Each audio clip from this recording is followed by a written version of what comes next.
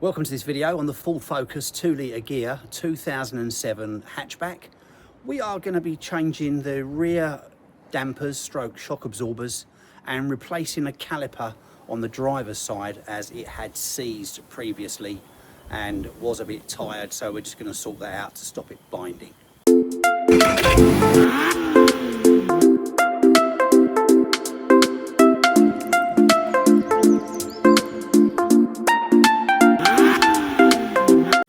First of all, let's get the car jacked up.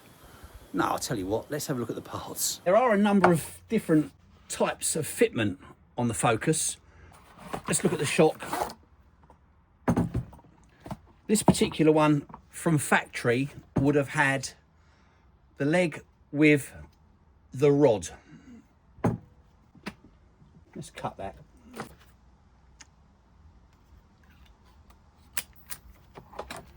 And then it should extend like that on its own. It's always good to cycle these a couple of times, and by cycling it I mean literally fully depress it, let it expand all the way. Do that 3 to 5 times and you'll find the resistance increases after the first go or so. You're just cycling the shock so it's getting ready to do what it needs to do. 3 to 5 times on that. We are using Continental Direct shock absorber. Like I say, these are from factory, GS3080R. They aren't handed, so the same shock goes on both sides. They don't come with any other mounting other than a new nut. I have bought a mount kit, which is part number 910097. It's a KYB part, and it comes with the bump stop, which I know are perished on this motor, and they will sit up there somewhere, I think, if I remember rightly.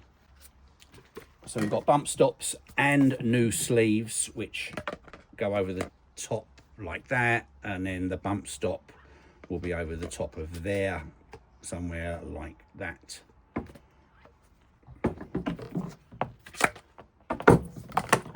We're also changing the caliper because it had seized. This is an exchange unit, VSBC 115R. These are handed. And your caliper looks like that. This is going on the driver's side rear, so the spring mechanism for the handbrake will be on the top. This is just a direct replacement and a bleed up. We'll get the shocks done first and we'll do the caliper later.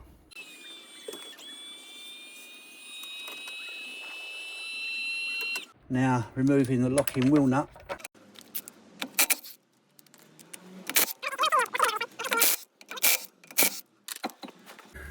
And if we look underneath, we can see there's a 10mm bolt there. There's one around the other side up there.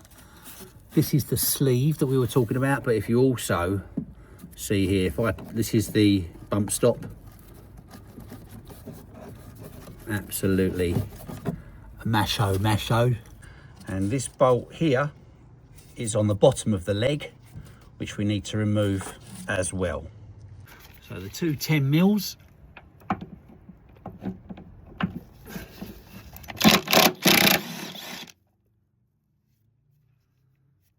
One.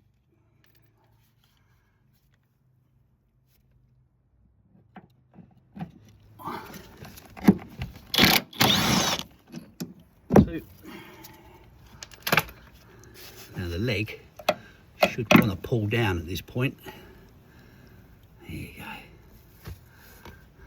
That shoulder we'll be using again, but you can see that's rotten in there. And the lower bolt is a 15mm.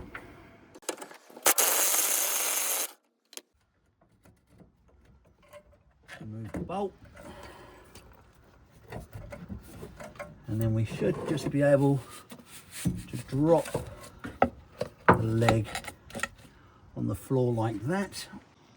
Before, in this case, I'm just going to lift it up and press it down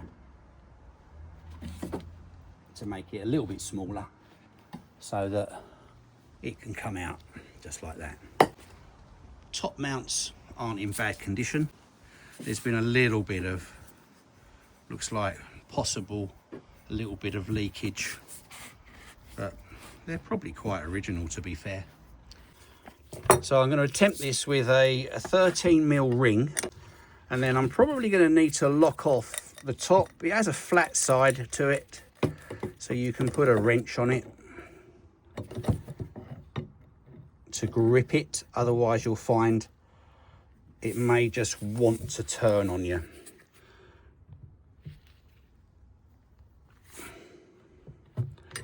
That's turning, and then basically just unscrewing it.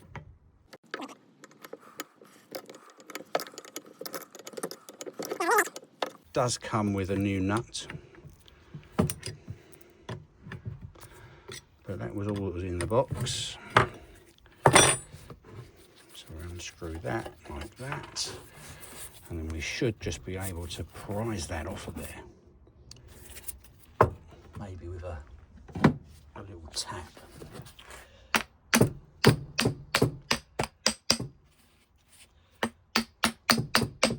When you're knocking it off, make sure you knock it off evenly. It doesn't matter about the thread. Right, so order that we've dismantled is like that, like that, like that. Okay, now if we look at our new one, just pop that over there for a second, and that over there like that, nut over there like that. So our new leg has been cycled. We'll take the nut off. So we need to install the boot. Now, I'm just looking at this cap on the end here, and I'm going to pull the boot out. Okay, so that is that cap transferable. Yeah, it is. So I'm just wondering that we know that that went like that, and that went like that, and that went in there like that. I'm just wondering whether to use that cap or not.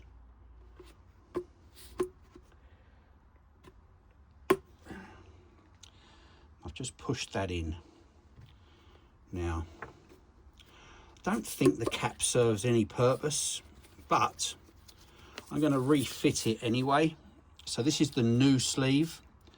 I'm going to push the bump stop in till it's tight in there. If it wanted to go in any further, it would.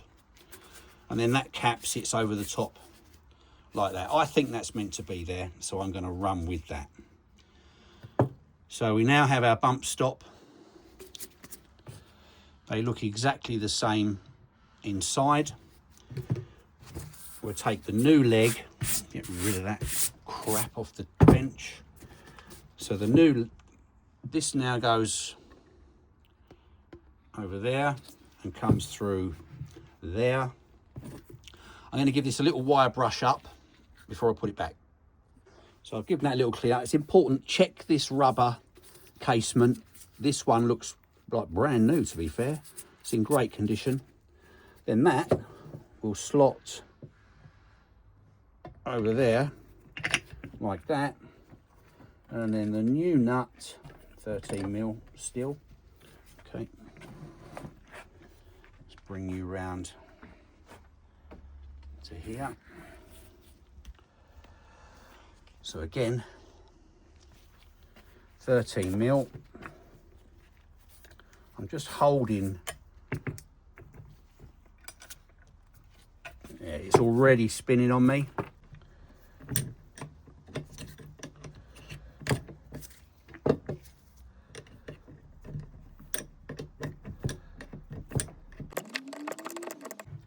Now we just need to make sure this is tight.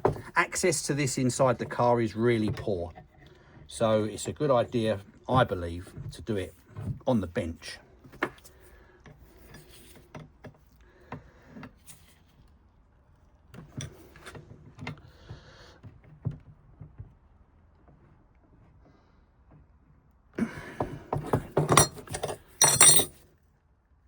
That is tight as it's going to get. So now we have our assembled. Interesting. Oh, I see. Okay, there's a slight chamfer on the top of this boot, which it will go in there if it needs to, but I don't believe it's designed to do that. There is literally a bump stop, but in far better condition than that baby there. I'm just going to give it a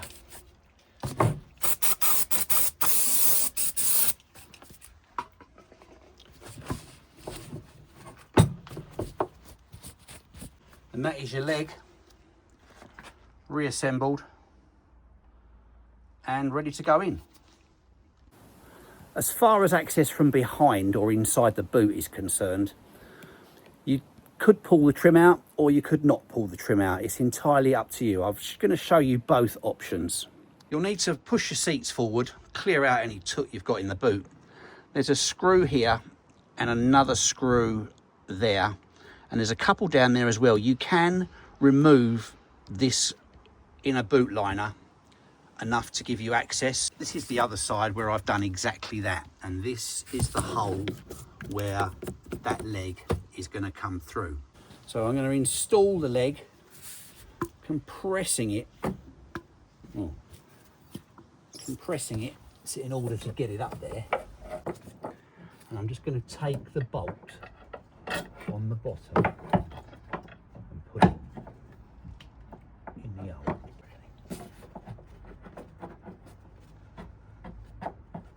So now it's sitting in its socket, and I've just put the bolt in line just to true it up for now. Don't quite know how much of this you're going to see. I'm just trying to, I think that's the bolt. Yep, that's one.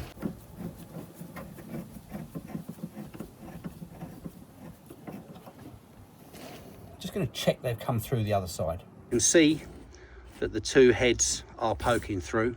Just going to nip these up.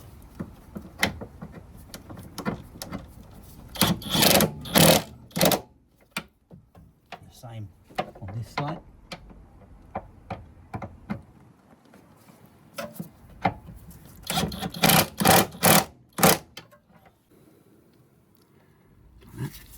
And from the inside, the stud is centered. It can't be any other place, and the bolts are in. I'm just going to nip those up with a wrench just to make sure they are tight.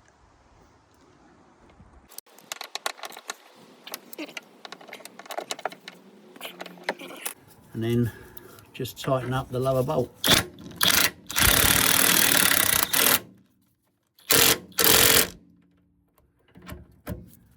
Now, don't go all the way with the rattler.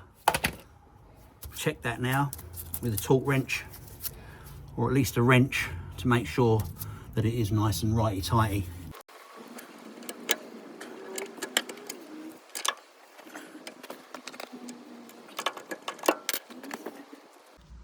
And that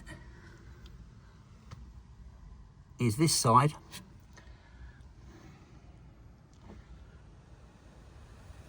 complete.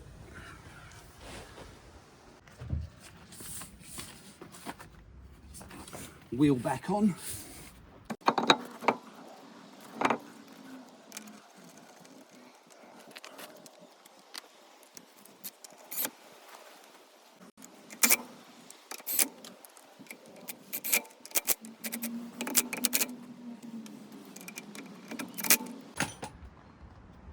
We'll check the nuts again when it's on the ground. Replaced, it's a random packet of crisps. I have replaced all the trim and put the screws back in. The only tricky bit is there is a piece here that goes over this catch for the back seat, but other than that it's pretty straightforward. This side I'm not going to remove because there really isn't any necessity to do it. Parcel shelf back in, finished in the boot. That sky doesn't look too clever. Let's crack on with the rear. I'm going to whiz through the job itself until I get to the caliper.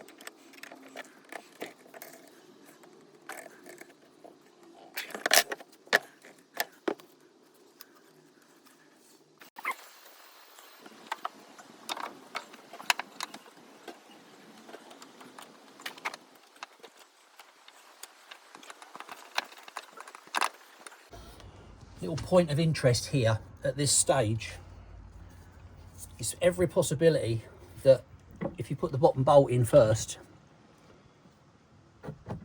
the shock doesn't sit on the top of the shoulder because the entire assembly is sitting a little bit lower. If that is the case, then you'll need to jack it up a little bit. But the bolts should still bite.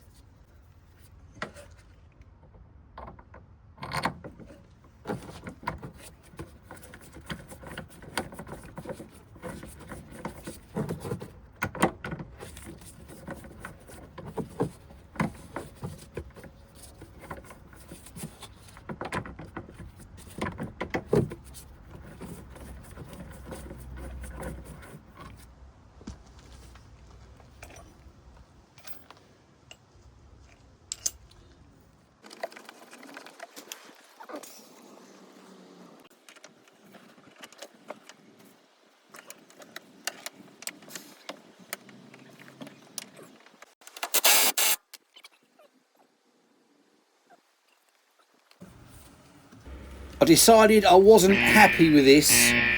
The bump stop should sit in that top mount. So I had to shave a little bit off with a Stanley blade, but was able to push it back up into the cup so it sat there all on its own. Hence preventing the top leg from getting dust and dirt all over it, and also the sleeve from jumping up and down. Apologies for the late adjustment. Now to remove the rear caliper, we are literally replacing this piece here, not the actual rail itself. We'll need to undo the slide rails, top and bottom. We'll remove this spring here, and then we're going to release the handbrake cable using a pair of grips and a screwdriver from the handbrake mechanism. Removing the two black caps from either end here, we've got an Allen bolt.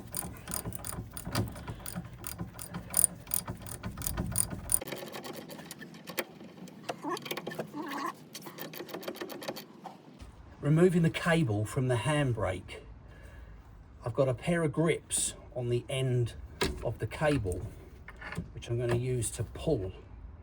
And then I need to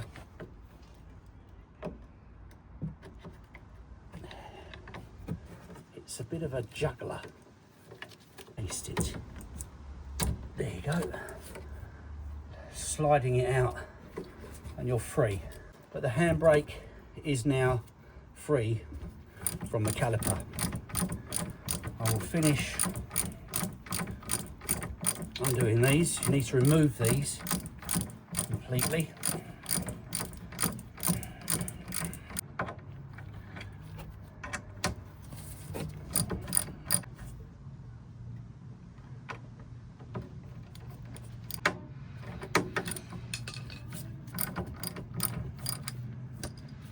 Just going to remove the spring from here. That will loosen the caliper up a little bit. And apart from the brake line, we are now free. Now I have got a grip on the actual brake line itself. I'll explain a bit more about that in a minute. We are now on the brake pipe itself into the caliper, and I'm just gonna shock it a bit like that, and it's coming off nicely. Okay, and then I'll rotate the caliper around the brake lining so not to twist it unnecessarily.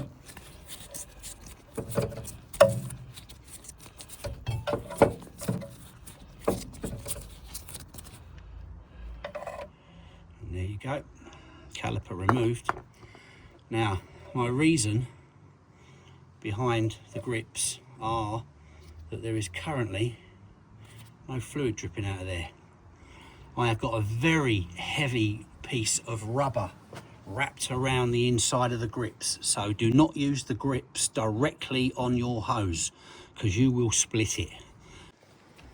So we're going to straight away fit the new caliper in place, remove that plug which has been keeping that port nice and clean, and again rotating the caliper around the pipe just so that you don't put the pipe under any kind of stress, because that pipe's a lot older than the caliper you're fitting on. And I'm just going to nip this up at the moment. That's quite tight, but it will need more, and I'm going to release my grips. Now you can see the teeth marks those grips have left in that, but the pipe is completely unmarked. So from the old caliper, you're going to need to remove your two rails. We will give these a clean before inserting them into the new assembly. Now, resting the caliper in place, we are going to push your clean pins with a little bit of grease on them just to help them go through that rubber, because they're going to be snug. That one's popped through. And here's the lower one. Right. And then we need to get them to thread up.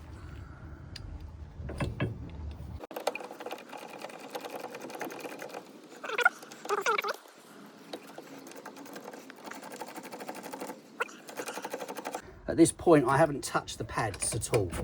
Left them on the discs, they sat there on their own. I never use the actual metal part of the hammer. I tend to do it on the actual handle itself because it's softer. Now this is going to be tight because it's new, but it will get easier There you go. As time goes on. And also it's not square at the minute because the piston comes reset in the caliper. So until we start pushing some fluid through it, it's not really going to have any kind of effect.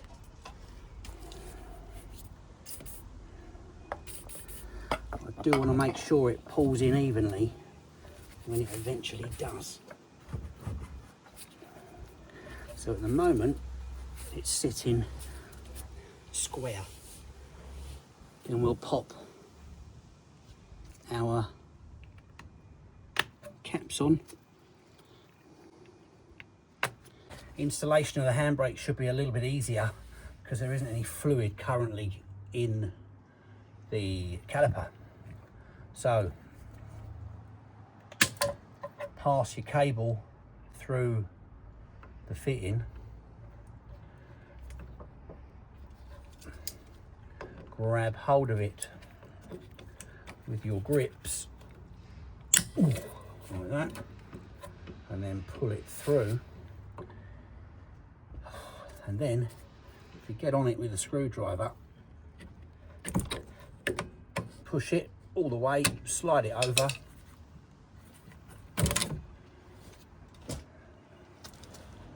and that is your handbrake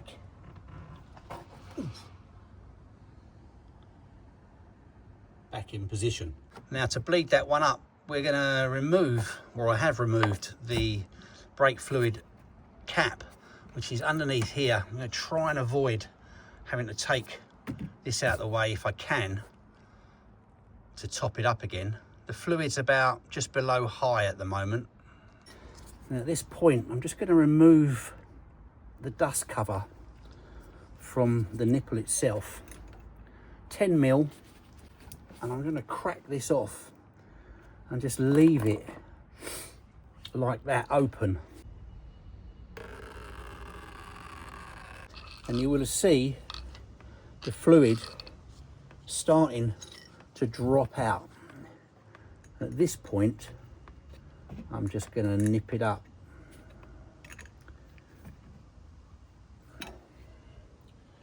Now the caliper hasn't moved any way at all at the moment.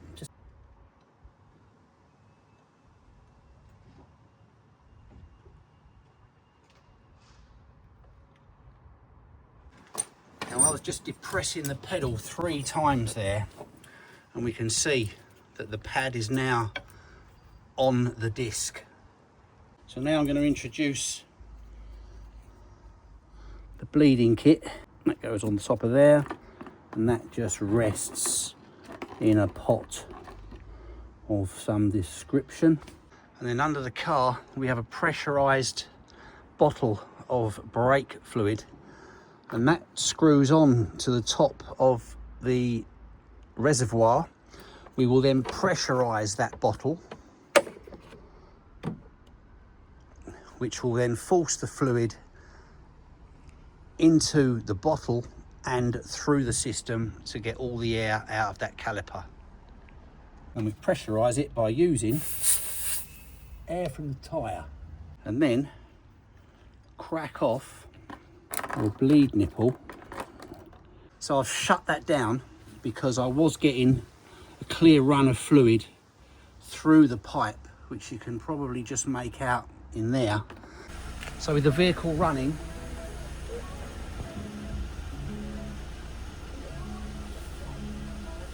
disc is spinning freely.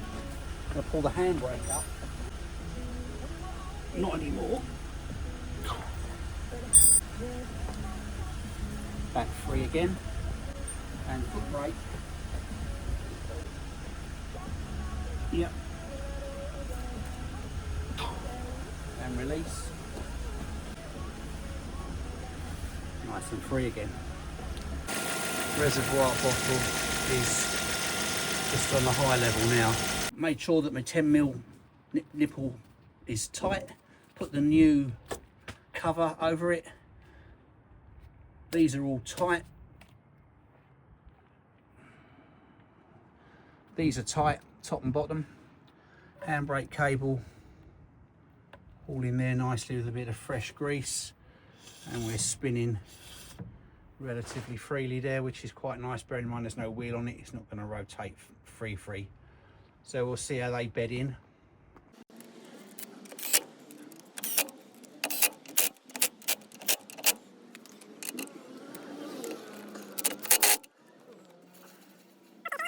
Let's see if I can hit the brake in time to stop the wheel before it goes.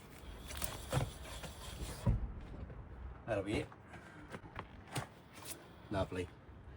We'll get it on the ground and tighten up the nuts on the floor.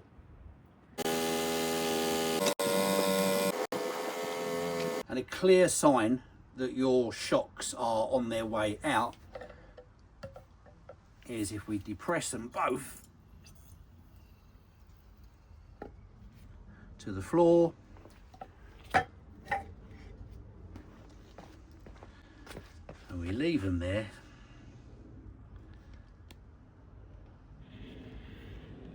They don't retract. They're not coming back on their own at all. So they've lost their mojo. Even if I start them off, nothing.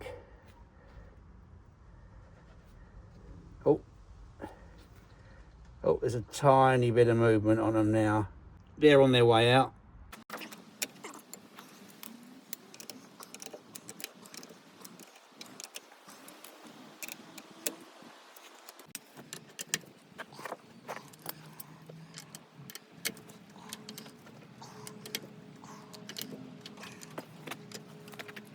Thanks for watching this one on the Focus 2007 Gear 2007. I think I just said that, but there you go.